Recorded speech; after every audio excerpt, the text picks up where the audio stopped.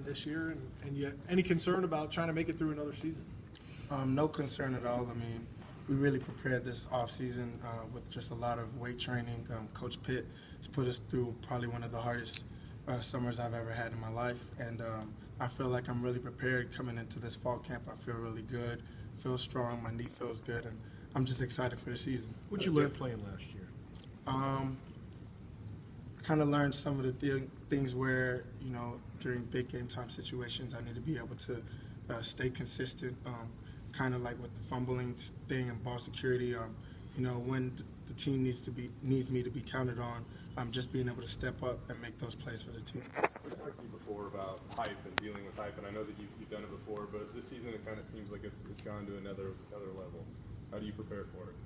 I don't really try to stress myself too much on the hype. I'm just excited for this to play another season.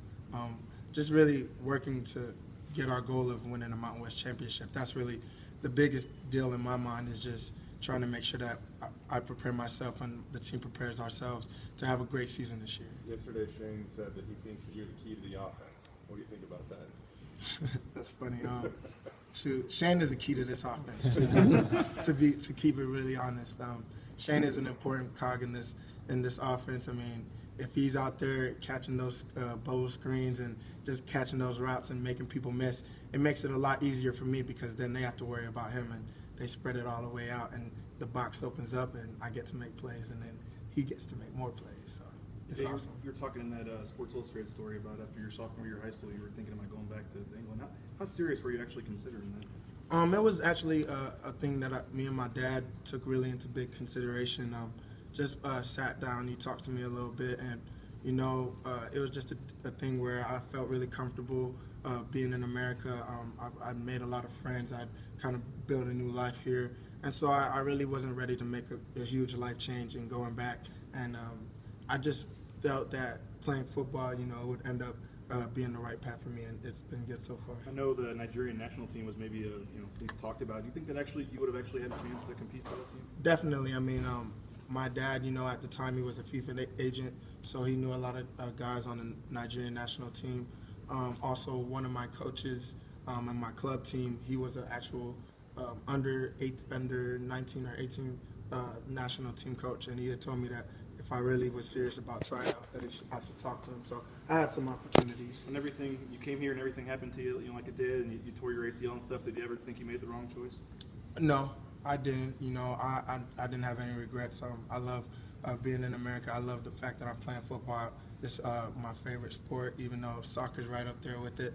But I had no regrets at all, and I knew that this is where God wanted me to be, and that He had a plan for me, and so I wasn't really too worried about it. What is your citizenship? I'm a British citizen. Okay, so you're born over there? Yeah, I was born in England. Are your parents or your dad from Africa? Or? My dad was born in Nigeria. My mom was also born in England, but she's Nigerian as well. And what brought you guys over here? My dad's job.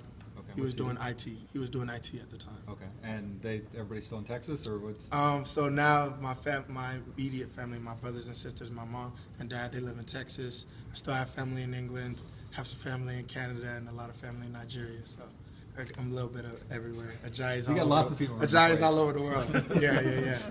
Jay, how much thought have you given to the NFL? And I know you're eligible to go after next season. How much thought have you given to that? I haven't really tried to stress myself too much about that. You know, it is to be able to do that would be a major step for me, and I'm not really too worried about it right now. My main focus is just having a great fall camp, just preparing myself, like I said, to have a great season this year. And then when it gets to that point, then I'll really sit down with my parents, sit down with my coaches, and then we'll take it from there. Did you think about it after last year at all?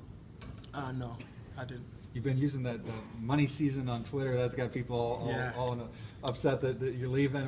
What's that mean to you? Money season is kind of the new motto that I've taken. I wouldn't specifically set it on just this season. It's really just about, you know, living in the season of trying to make money, whereas when you're on the field, Coach Bonifa, back when he was here, he used to always say, don't leave money out on the field. So when I say money season, it's not necessarily just this season. It's really just my mindset and motto every time I step out on the field, that each play I'm trying to make money for myself, for my team, and for my family. Where do you need to get better? Where can you find another 100 yards or something out there? Really, with me and Coach Rid, we've just been working on a lot of second level cuts. Trying to break those 7-yard gains into like 15 to 20 plus. And so we've really been working on that. We've also been working on pass protection just because that was kind of a thing that I needed to work on after last season. So we've really been working on pass protection, and I feel like I've really improved. Knowing how much this team, this program, the fans, everybody are counting on you this year, is that in your head? Do you realize, you know that a little bit? How do you approach knowing that? I mean, it looks like it could be a lot of pressure, but I like to believe that I'm a level-headed guy and I don't let it get to me. And that each time I step out on the field, it's just another game that I can just have an opportunity to showcase my talents. What do you think separates the good backs from the great backs? For me, I would say I feel like determination. I feel like the effort on the field. I also believe that your preparation as well. But I really feel like just how much do you want it? When you got one guy that's on you, can you make that guy, can you break the tackle and get those extra yards? Who fights for those extra yards? I feel like that's really what you see in great backs. I mean, you look at the Georgia back, the Oregon backs, and then the South Carolina guy and Wisconsin guy. A lot of them are just breaking tackles and making people miss and making big plays for their teams. When you think about growing up in England and stuff, and now here we are even asking you, bringing up the NFL, to see where you've come to this point in your life. How do you look at the journey so far? It's an exciting journey. I'm really more excited to see what the future holds for sure. But just looking back at what I've been through, what I've gone through, and to see where I am now, I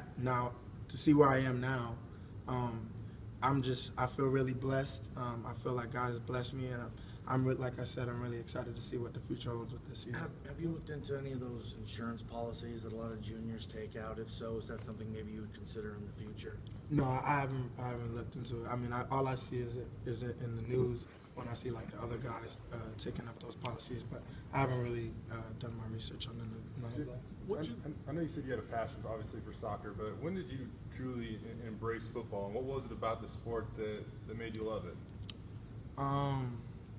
When did I feel like it probably happened my first day with actually playing football, because it wasn't expected at all. I'd gone to a practice with one of my classmates, and they had mistaken me for one of their team players, and they called me over, and like basically they asked us to run around a tree, and I beat everybody, and so they were like, let's see what he can do with the football.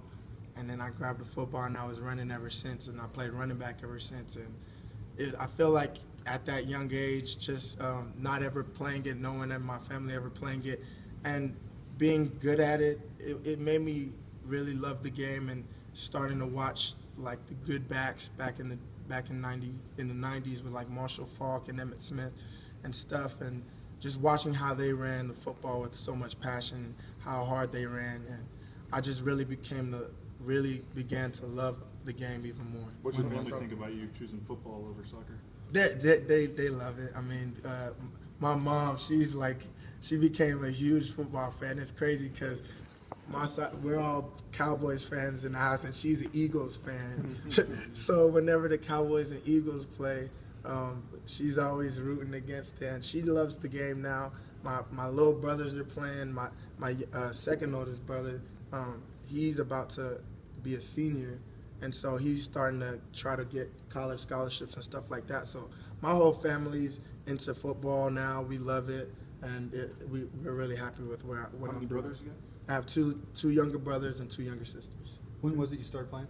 I started playing in the fourth or fifth grade, so I don't know. And how old were you when you moved here? I moved here in 2000, so I'm 21 now. That's a lot of math. 8, something like that. 8, 7 or 8.